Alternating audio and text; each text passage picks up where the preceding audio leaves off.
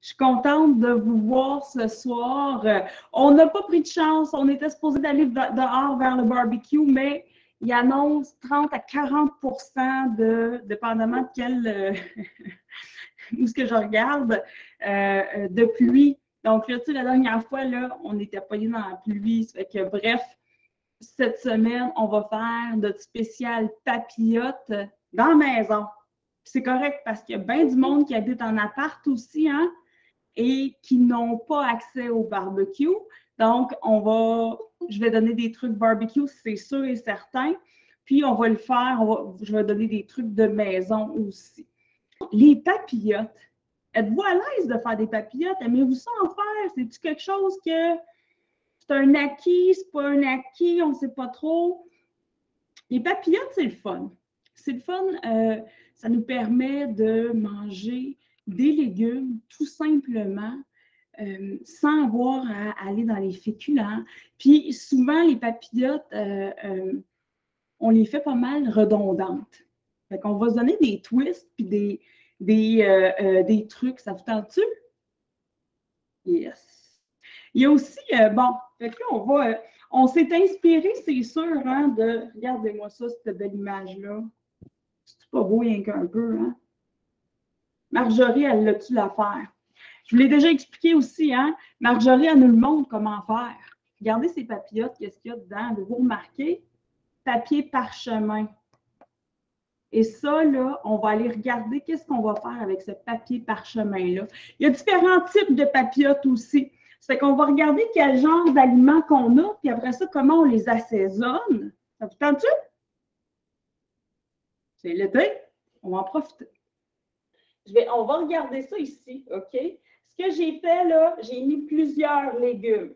Là, vous avez remarqué qu'il n'y en a pas de patates. Pourquoi? L'été, là, j'aime moins ça, moi, des patates. J'ai fait souvent des étés zéro patate. C'est drôle, hein? Pas parce que les patates, c'est diabolique. Non. Parce que si j'en ai, je vais les utiliser. Tu sais, c'est quelque chose qu'on va acheter, c'est redondant. Fait que je me suis dit, tu sais quoi? Essaye donc de travailler avec autre chose. Et ces étés-là, zéro patate, ça, c'est des défis personnels que je me lance moi. Ça me motive de me lancer des défis comme ça. C'est comme, il y en a qui font des sudoku. Hein? Ben, moi, j'aime ça, faire des défis culinaires comme ça. Ça fait qu'on découvre plein de choses. Donc, l'été, qu'est-ce qu'on peut faire en papillote? Premièrement, il y a plusieurs choses à considérer. Combien de temps qu'on a? On dispose de combien de temps devant nous? Là? Parce que plus que le légume est gros, en gros format, plus qu'il est coupé en cubes ou carrément en tranches comme ça, regardons ça ici, là, la différence entre ces légumes-là. OK? Donc, tranches, ça sent bon dans la maison, les légumes. OK? Voyez-vous bien? Donc, ça, je vais aimer ça, griller ça direct sur le grill. Mais on va se donner d'autres trucs avant. En cube, il faut disposer d'un bon 45 minutes, OK? Si on ne les fait pas un petit peu pré-cuire. En frites, c'est ce qu'il y a de moins long. En bâtonnet, tiens, pas en frites. En bâtonnet, c'est ce qu'il y a de moins long. Plus qu'on les affile, moins ça va prendre de temps. Fait que si on est pressé, là, ça vaut la peine de prendre un petit 2 minutes de plus, les couper plus petits, plus affilés. Et après ça, mais si on veut créer une belle assiette, là, ça vaut la peine aussi de le griller. Ça ne fait pas partie de la papillote comme telle, mais c'est le fun aussi, de l'avoir direct. J'aime ça, Dominique, que tu parles que tu fais des zéro patates. Par contre, je veux juste dire, si on veut manger une patate moyenne, c'est un substitut de pain. Il n'y a pas de problème à le faire non plus. Non, c'est sûr. C'est sûr et certain. Là, tu sais, on parle de légumes racines. Hein? Les légumes racines, comme n'importe quoi, c'est le fun d'en profiter, mais c'est le fun aussi de profiter des beaux légumes d'été. Tu sais, des courgettes d'été, là, c'est le temps d'en profiter. Ils ne sont pas chers, sont faciles à cuire. Tandis que tu vas avoir une courge d'hiver qui va prendre 4 fois plus de temps à cuire que ça et qui est plus sucré, qui a plus d'hydrates de carbone aussi. Donc, grosso modo, profitons justement de nos superbes courges d'été, de nos légumes d'été. Et encore là, il y a des catégories de légumes. Hein? Ça fait que là, je les ai pas mal mis, OK? Ce qui prend le plus de temps à cuire à ce qui en prend le moins. Donc, celui-là, il devrait être ici. Celui-ci, les poivrons. Mais je trouvais qu'il manquait de couleur aussi. Tu sais. Ça fait que c'est sûr et certain que le navet va prendre beaucoup de temps à cuire, un peu comme la patate, comme la carotte, comme la betterave. La betterave aussi. On va retrouver, comme je dis, les légumes racines, les panais, etc. C'est des légumes qui prennent plus de temps à cuire. Si on veut se faire une faveur, on peut les zapper dans le four micro-ondes avec de l'eau, dans un bol, un Pyrex, et les faire un peu bouillir. Question de leur donner un petit temps d'avance. Encore là, même chose pour le chou-fleur. Hein, il prend super de temps comparativement au brocoli qui en prend beaucoup moins. Ce qu'on dit comme légumes racines, pour ceux ici, parce que des fois, on se dit que c'est ça, ce mot-là, mais c'est les légumes qui poussent directement dans la terre, qu'on doit retirer de la terre pour pouvoir consommer, bien nettoyer, bien sûr. Puis ces légumes-là ont un petit peu plus une valeur calorique, donc c'est important de ne pas se bourrer de ce légume-là, tout simplement. C'est comme n'importe quoi, hein, la modération. C'est souvent aussi des légumes, à part les patates, là, mis à part les pommes de terre.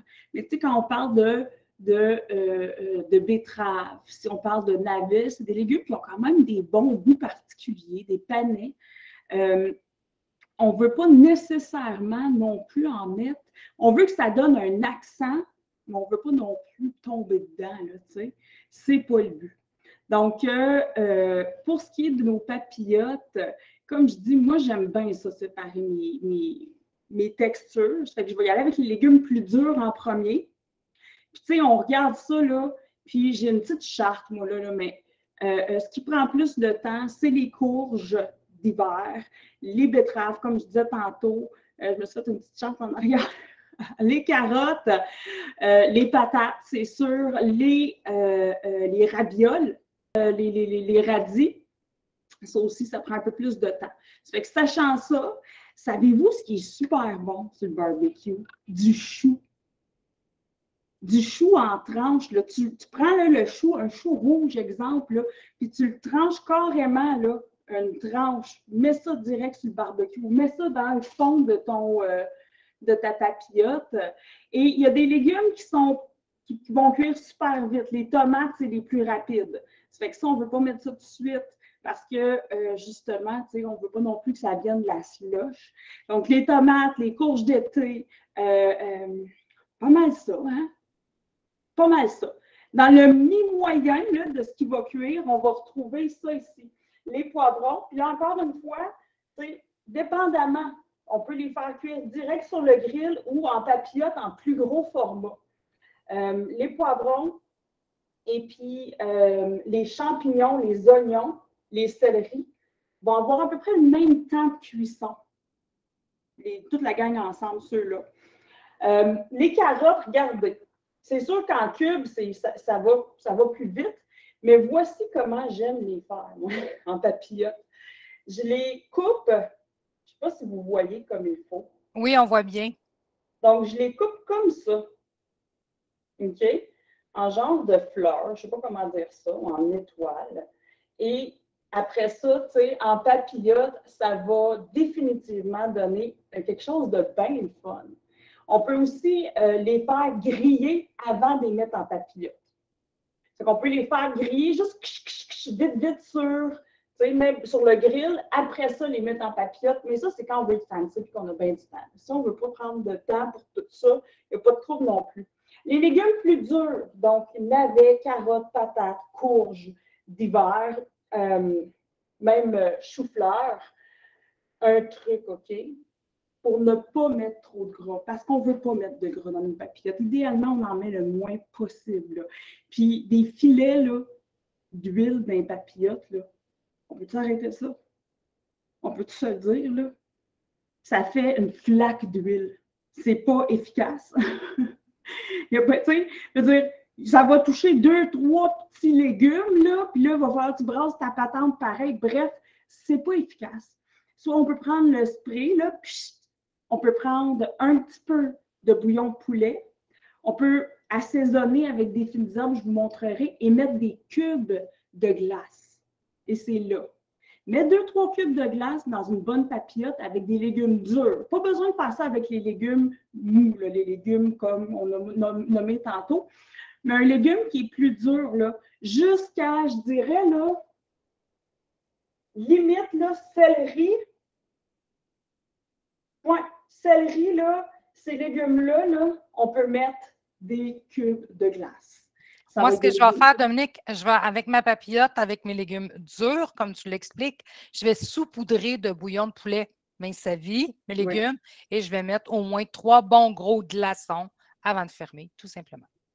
Le bouillon de poulet, le bouillon de bœuf aussi, super bon, dépendamment de comment on veut assaisonner nos choses.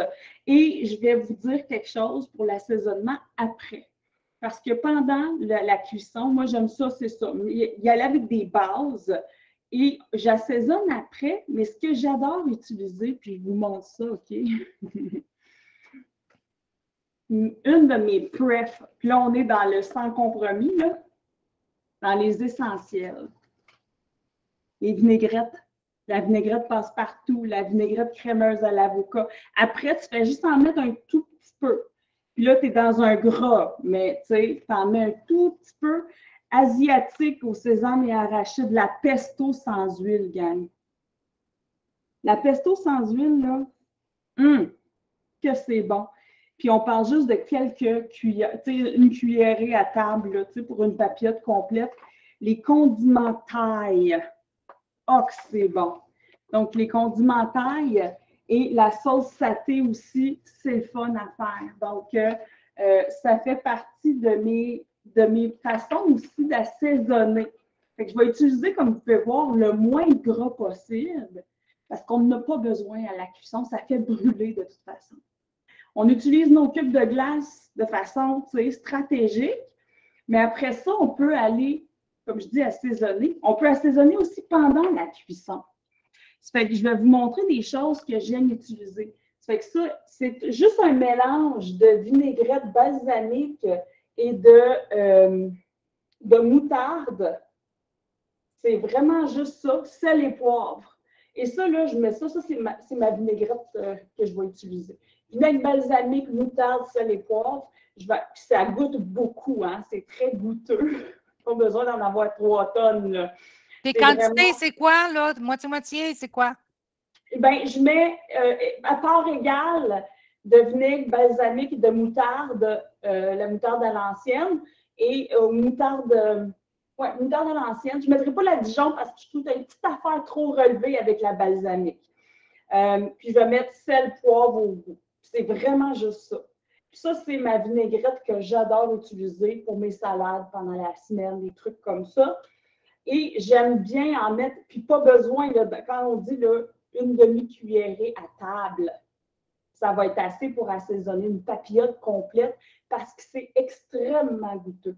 Autre chose que j'adore utiliser pour assaisonner, c'est ici. Du citron avec des fines herbes. Là, je vous en ai préparé, OK? Une sélection.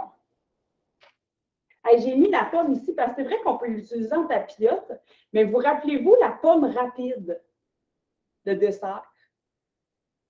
Ça se fait super bien en papillote sur le barbecue. Ça va être important de prendre une pomme à cuisson, parce que sinon, ça va devenir de la compote. Là. La compote. Donc, je vais tasser ça un petit brin. OK? Oups, je suis en train de perdre des points. Je vais tasser ça, puis je vais vous montrer ce qu'on peut utiliser pour assaisonner. On les gâches. Donc, ce que j'aime utiliser, et encore là, c'est au goût, hein? Mais, tu sais, quand on dit pas besoin de gras, là, j'aime beaucoup le sumac moulu, qui a un goût citronné, vinaigré. Donc, ça, là, c'est super goûteux. C'est un peu rouge. Savez-vous de quoi je parle quand je parle du sumac? Il y en a qui disent non, Dominique. Regarde, je vais vous montrer. C'est une épice, c'est quoi? Un mélange? Non, c'est une. Écoute, c'est une fine herbe. Tu sais, là, les vinaigriers, les arbres. Oui. Tu sais qu'il y a comme un genre de moton rouge. Là. Pousse ta main sous la caméra qu'on voit. Oui. C'est ça que c'est. Ça, c'est le rouge des arbres vinaigriers. OK. Ça fait que ça goûte citronné, vinaigré un peu. C'est super bon. Alors, sumac, S-U-M-A-C. C'est ça, je vais l'écrire. Sumac. Excellent. Dans la cuisine méditerranéenne, on l'utilise beaucoup, beaucoup, beaucoup, beaucoup. Je vais juste mettre ça avec les restants pour faire de la soupe tantôt. Des herbes de Provence. Ça, on peut les mettre d'avance. C'est de l'herbe qui c'est quand même, tu sais, il va y avoir des épices, des fines herbes assez dures dedans. Fait qu'on peut le mettre dans le tapioca. Il n'y en a pas de problème avec ça. Du chili, un peu de sauce soya, pas besoin d'en avoir non plus. Si on met déjà quelque chose qui est salé dedans, puis quand je parle d'un peu de sauce soya, là, je parle d'une cuillerée une demi-cuillerée à thé. Là. Même pas besoin d'une demi-cuillerée à table, c'est ultra salé. Du turmeric, du curcuma. Du curcuma. Curcuma, de la moutarde sèche, du paprika fumé. Super bon. Vinaigre balsamique, c'est sûr. Hein? Moutarde de Dijon, absolument. Un petit mélange de ça aussi.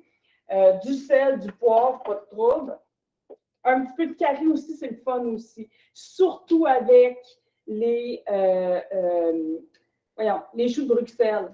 Les choux-fleurs aussi, énormément. Les choux-fleurs, les choux de Bruxelles, absolument. De le frotter là, le frotter là, sur notre aubergine aussi. Super le fun.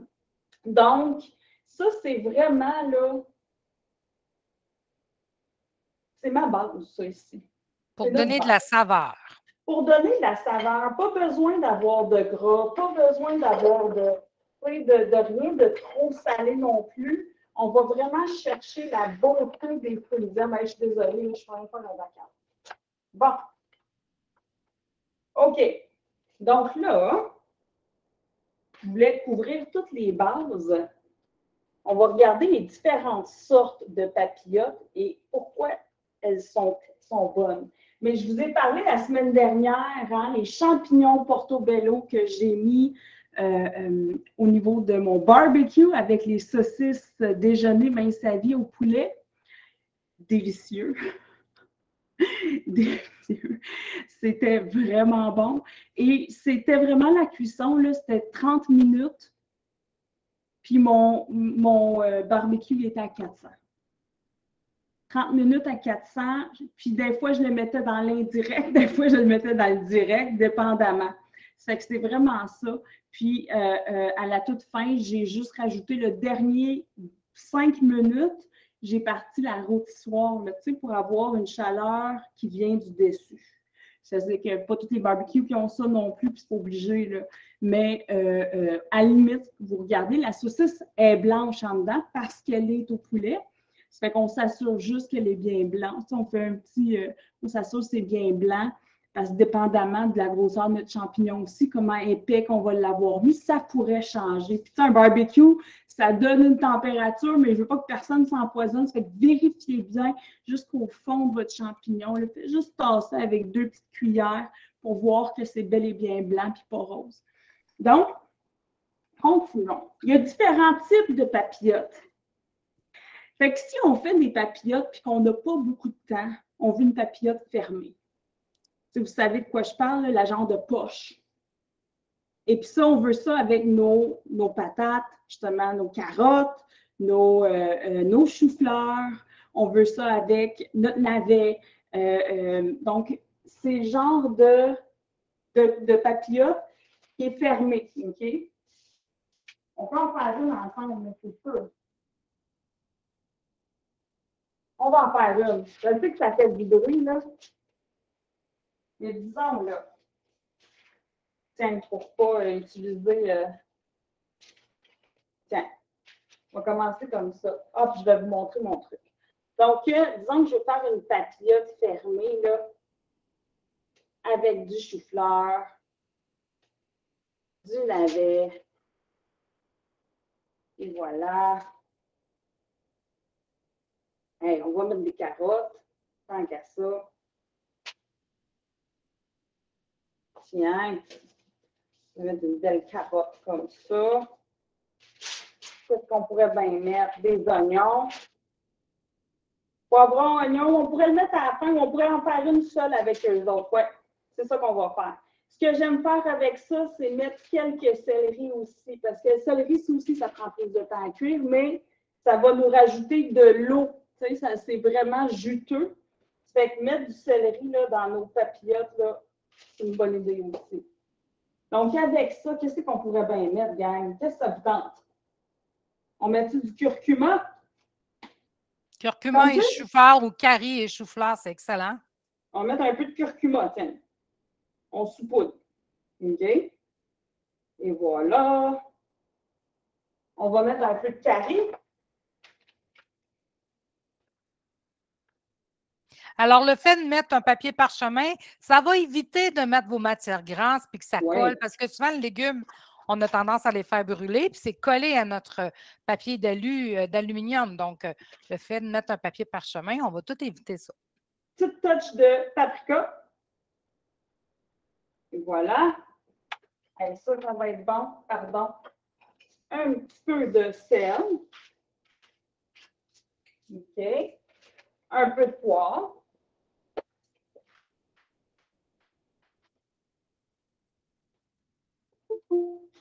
C'est sûr que si on a le sel, si vous êtes capable de vous abstenir, c'est encore mieux. Ah, ben oui, encore mieux. Donc, et voilà où est-ce qu'on peut mettre des glaces, pas de glace, dépendamment. Je ne vais pas en mettre parce qu'après ça, je vais la faire plus tantôt, celle-là. Je vais vous la faire pour vous la montrer, mais j'en mettrai de la glace. Je mettrai comme deux cubes. Oui, exactement, 1 à 2 cubes, facilement. C'est ça. Fait que, comment moi je fais ça? Je vais vous dire.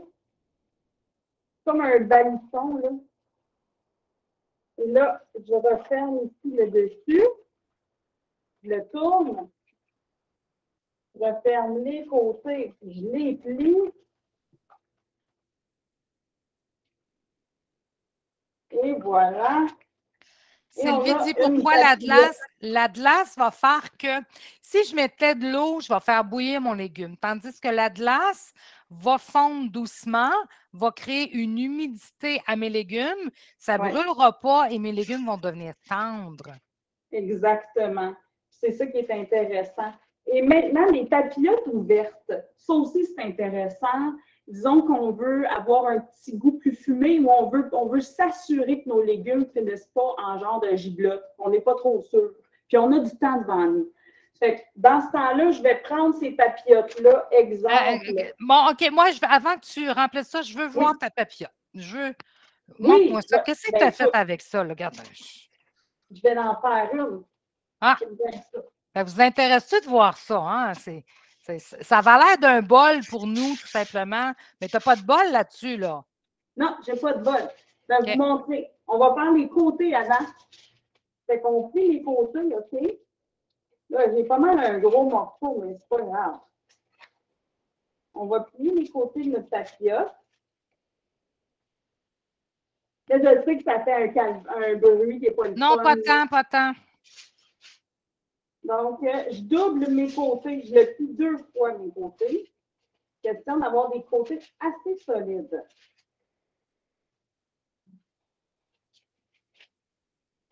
Alors, tu crées ton bol, là. Oui. Fait que je fais mes petits côtés comme ça. Je vais vous montrer après comment on va monter les côtés. J'ai l'impression que je fais de l'origami, hein. Ça, c'est mon genre d'or plastique.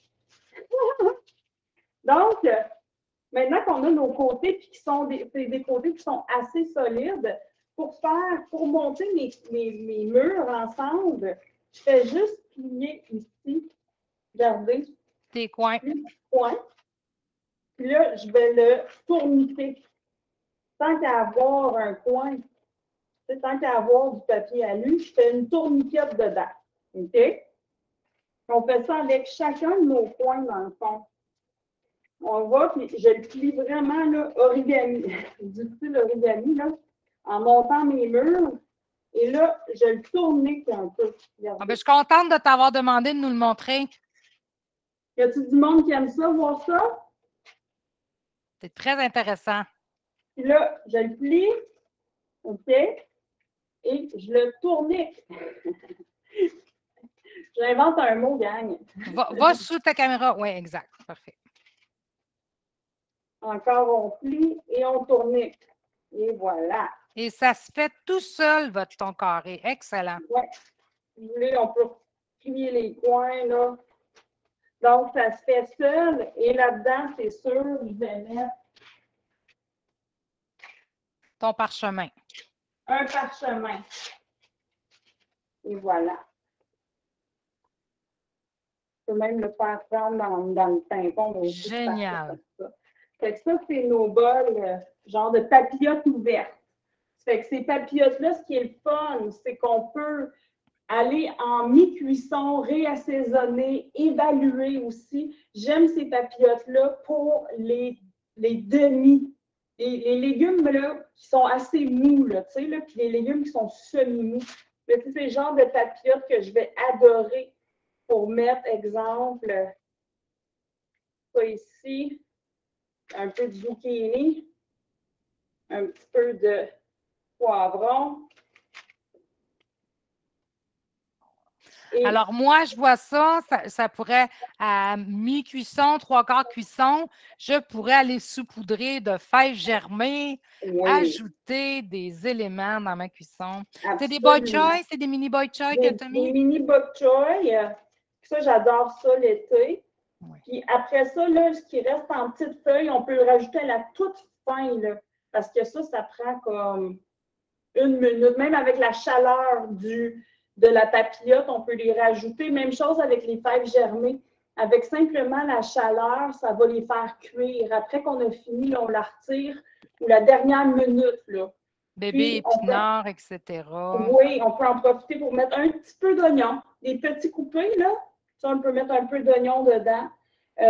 On pourrait mettre quelques champignons, en toute honnêteté, dans le fond, là. Fait que, effectivement, il n'y aurait pas de problème avec ça. Puis, si on aime notre céleri, notre céleri al dente, là aussi, on peut en mettre un peu. Zéro trouble avec ça. C'est vraiment là, une papillote polyvalente. Hey, ça a l'air bon, hein? Vraiment. Ça a l'air bon, cette histoire-là. Avec ça, ce qu'on peut faire, disons, là, on peut prendre le truc, là, le bouillon de poulet. Mais encore une fois, si jamais, écoute, vous ne me faites pas confiance, là, juste un petit push de panne, ça va être assez. Ça va être assez. Ça va être suffisant. Donc, puis la semaine dernière, vous m'aviez demandé de me montrer ma plancha. Mais la plancha, on ne la lave pas au savon parce que c'est en fonte. On fait juste la laver. De toute façon, tout ce qui s'en va là-dessus, ça... On la lave et on l'assaisonne, comme on met un corps, comme moi, c'est du pan. Je vais juste mettre un peu de pan pour pas qu'elle rouille. Donc, ça, c'est la plancha, qui est dans le fond juste une panne en fonte. C'est fait pour le barbecue. Et là-dessus, vu que c'est une fonte, ça va vraiment, la chaleur se distribue, là, mais de façon incroyable et uniforme surtout. Et si on a, exemple, des boulettes burgers, des burgers végés, qu'on a des burgers ou des poissons. Des poissons, là, c'est le fun de la faire sur la plancha parce que du fait qu'elle est en fonte, on n'est pas obligé de mettre le barbecue là, super fort parce que justement, la fonte va créer justement un élément de chaleur aussi qui va être uniforme. Ça fait que là, le poisson, il peut griller plus tranquillement, être plus juteux. parce que souvent, le problème avec les poissons barbecue, c'est qu'on les fait, on les fait brûler. Hein? On les assèche. Ou on perd la moitié dans le barbecue, tu sais. Ça fait que la plancha est le fun pour ça. Les petites brochettes aussi, c'est le fun. Ça fait que, tu sais, c'est vraiment là, quelque chose que j'aime beaucoup. Il y en a qui sont anti-adhésives, il y en a tellement de sortes. C'est vraiment le fun à cuisiner avec, vraiment, là. Donc, c'est mes trucs. Je ne sais pas s'il y en a d'autres que je pourrais partager comme ça. Tu nous conseillerais quoi d'assaisonnement avec la belle papillote ouverte que tu as faite, là? Ah, celle-là, c'est quoi? J'irais avec un petit peu de sauce soya, mais pas tout de suite. La sauce soya, parce qu'il y a du sucre dedans, hein? Aussi, il ne faut pas oublier, là, c'est pas... J'irais avec un tout petit peu de sauce soya à la toute fin, puis peut-être quelques épices, les 5 épices chinoises. OK. Ouais. Et puis, quand tu parles de papillote, tu nous conseilles quoi? Mettons, je n'ai jamais fait sur le barbecue. Ça va être quoi, là, la cuisson? Élevé, pas élevé? Fermer le couvert ou pas? Toute papillote, je conseille couvert fermé à 400. 350 à 400. Puis le barbecue, souvent, on a tendance à le mettre à pas mal plus que ça. Hein? Ça fait qu'il faut s'assurer qu'on rebaisse le barbecue, qu'on ouvre le couvert si jamais il est rendu trop chaud, qu'on puisse faire sortir cette chaleur-là. La papillote, au tout début, on peut la mettre en bas, sur le grill du bas, mais je conseille définitivement pour le dernier, disons, on peut mettre le 1/3 de la cuisson. Encore là, ça va dépendre si on a des patates, puis des navets, puis des carottes, puis des courges d'hiver, versus si on a, puis si on a aussi des aubergines, ça prend plus de temps. Mais si on a juste des courgettes, du bok choy, là, à ce moment-là, c'est sûr qu'un gros max de 15 minutes va suffire pour la papillote.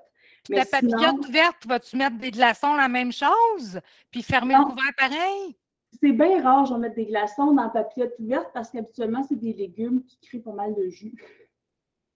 Ça fait que c'est des légumes qui, à la place d'absorber, comme la papillote fermée, ces légumes-là absorbent plus qu'ils dégagent. Donc, ceux-là dégagent plus qu'ils absorbent.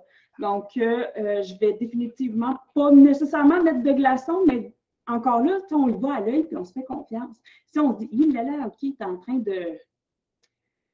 d'avoir besoin d'aide, mettez-y un glaçon, n'hésitez pas, ou juste un petit peu d'eau, ou un citron pressé. Ça, j'adore faire ça. Tu sais, je coupe un citron en deux, là, puis je vais ranger. Je vais couper un citron en deux, puis je vais le presser direct dans ma papillote ou sur le grillade, hein, on l'a vu. Ça, j'adore faire ça. Tu sais, on peut même mettre des tranches de citron direct sur le dessus, là. Tu sais, on peut mettre, disons, on le calcule dans nos fruits, mais on peut mettre des tranches d'orange aussi, dépendamment. Tu sais. La semaine passée, tu nous as montré ton petit push-push avec du jus de citron, de l'eau. Je pourrais faire la même chose si c'était ma papillote verte. Oui, définitivement. Juste faire attention de ne pas le faire en début de cuisson parce que c'est du sucre quand même. Ça fait que tout sucre, on veut attendre la fin. Ça fait que, tu sais, si on est pour avoir une vinaigrette qui a un peu de sucre, ou la sauce soya, un citron, un peu de sauce barbecue diluée, peu importe. S'il y a un sucre, on ne veut pas mettre ça en entrée de jeu, on va faire cramer tous nos légumes, ça va caraméliser et brûler. Fait qu'on veut le mettre à la toute fin si on a un aliment sucré à rajouter. Même chose, à part si c'est carrément des pommes, puis que le fruit est sur le dessus, qui va tranquillement suer, c'est drôle, hein, mais hydrater, aromatiser juteusement. Sur tous les mots qui sont une petite affaire plus alléchante que suer, tu sais. Ça fait que... Donc, comme je dis, on peut avoir nos fruits, mais on doit les calculer quand même. Hein. En bout de ligne, si vous prenez, je ne sais pas moi, un demi-fruit pour une papillote, si vous faites ça chaque jour, de nos côtés, Fait qu'on varie. C'est ça qui est important. Est-ce que le sel de mer est aussi nocif que le vrai sel? Oui, définitivement. C'est la même molécule. Oui. Même molécule. Ça peut être du sel himalayen recueilli par des vierges. Bon, c'est la même affaire. C'est la même affaire. C'est la même molécule. Pareil pour le sucre. Sucre de canne recueilli par des déesses venues descendantes de Zeus. Non, c'est pas grave. Du sucre, c'est du sucre. Même chose avec le sel. Le sel, c'est du NaCl, même molécule. Ça fait que il est plus cher des fois. Puis des fois, c'est la provenance aussi. Ça fait que si on va en Europe, puis qu'on va aller voir la fleur de sel, puis on se dit, ça serait le fun d'encourager un peu quelqu'un local, c'est là que vient vraiment le choix. Plus que. Ouais. On a une belle question, Dominique, Mme Laplante, qui dit c'est le pot de barbecue, elle veut faire ses papillotes au four. Est-ce que ça va être le même le temps de cuisson, 400 aussi, tu conseilles? Si on garde notre barbecue à 350-400, qui n'est pas souvent le cas, c'est ça qui arrive. Oui, ça va être sensiblement le même temps de cuisson que si on garde notre four à 400. Sous la flamme, c'est pas tout à fait pareil, dépendamment d'où est-ce qu'il est notre le truc pour nous indiquer la chaleur, la température, il n'est pas tout à fait calibré, là. Ça fait que c'est sûr que c'est plus certain comme cuisson au four, mais il n'y a pas ce petit goût fumé-là qu'on va avoir au barbecue. Ça fait que c'est vraiment ça, c'est la différence, mais c'est sensiblement le même, honnêtement. Sensiblement le même à condition sensiblement pareil.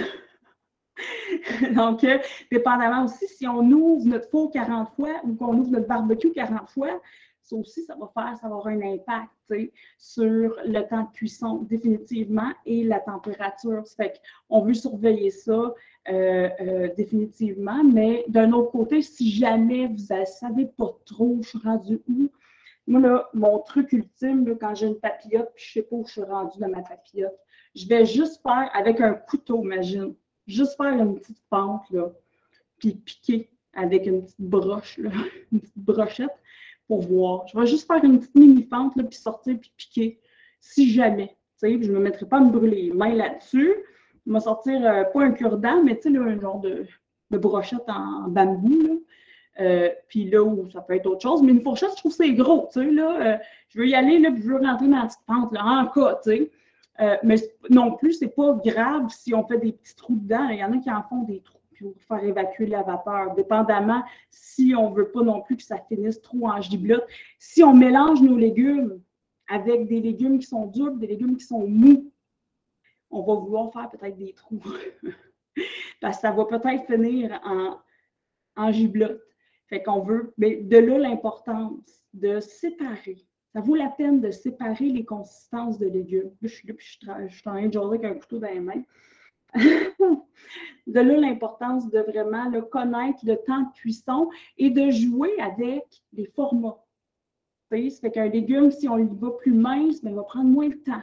Ça fait que sachant ça, quand on prépare notre barbecue, puis de la visite, puis ils ont bien faim, puis que là, c'est comme des petites poitrines de poulet bien minces, ah oui, vas-y, coupe-les, puis n'aie pas peur de les couper, tes légumes, mets-les affiler le plus possible.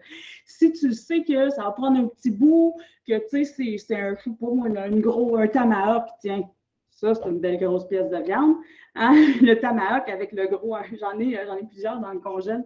D'ailleurs, un beau gros tomahawk, ben là, vas-y, puis commence par mettre tes patates, tes légumes qui sont plus, les courges, les carottes, les choux-fleurs.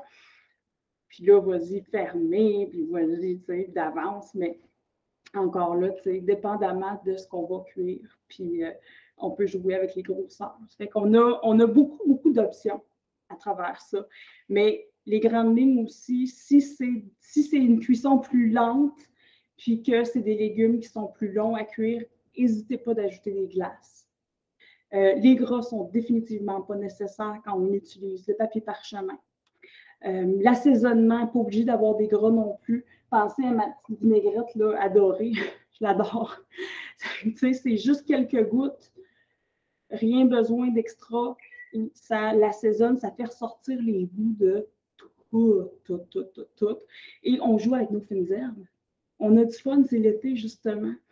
Fait qu'avec ces beaux légumes-là, on joue avec nos fines herbes. Puis une autre affaire, j'ai vous dire, allez à votre ferme maraîchère ou votre marché local, là. Il y a souvent des marchés l'été, hein? Allez goûter aux légumes de chez vous. Ça aussi, c'est du fun en papillote puis c'est le barbecue, de profiter de notre terre, tu sais. Donc, ça fait une marche en même temps. Ça fait une activité en même temps. Donc, puis ça encourage nos agriculteurs locaux.